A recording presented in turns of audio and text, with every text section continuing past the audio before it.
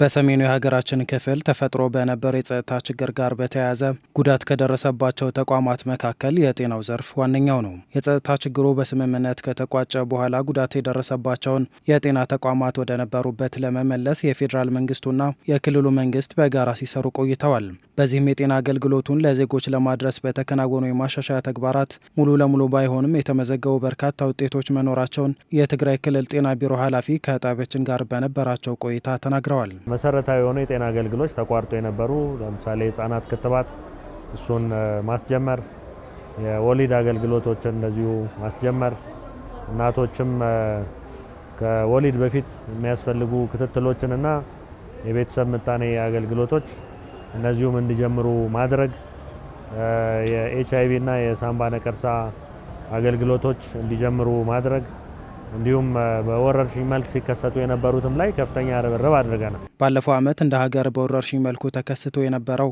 የወባ በሽታ በሀገር አቀፍ ደረጃ መቀነስን እያሳየ ስለመሆኑ የጤና ሚኒስቴር መግለጹ ይታወሳል።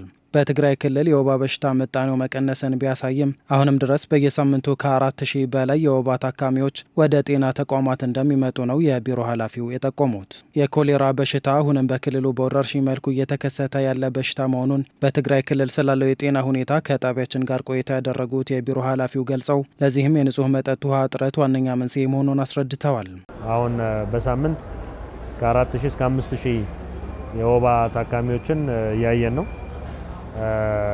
ሞት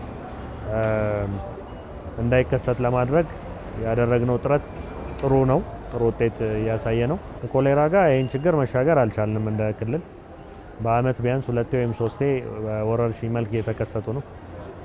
አሁን ራሱ ከ10 ወረዳዎች በላይ ከሐምሌ 20 ጀምሮ ትግራይ ውስጥ የኮሌራ ወረርሽኝ ተነስቶ ነበር። ትልቁ ችግር የንጹህ ውሃ መጠጥ አቅርቦት ችግር ነው። ወደ 500 የሚጠጉ ሰዎች ታመው ከ11 በላይ ሰዎች ህይወታቸው አልፏል። የኤችአይቪ ቫይረስ ስርጭትና ሳምባ ነቀርሳ በሽታዎችን ለመቆጣጠር የሚያስችሉ የተለያዩ ስራዎች ቢሰሩም ከችግሩ ስፋት አንጻር ግን የሚቀሩ በርካታ ስራዎች መኖራቸውን አክለዋል። ኤችአይቪ ጋር ተያይዞ የሳምባ ነቀርሳም ጋር ተያይዞ በርካታ ታካሚዎችን ወደ አገልግሎት ማስገባት ችለናል።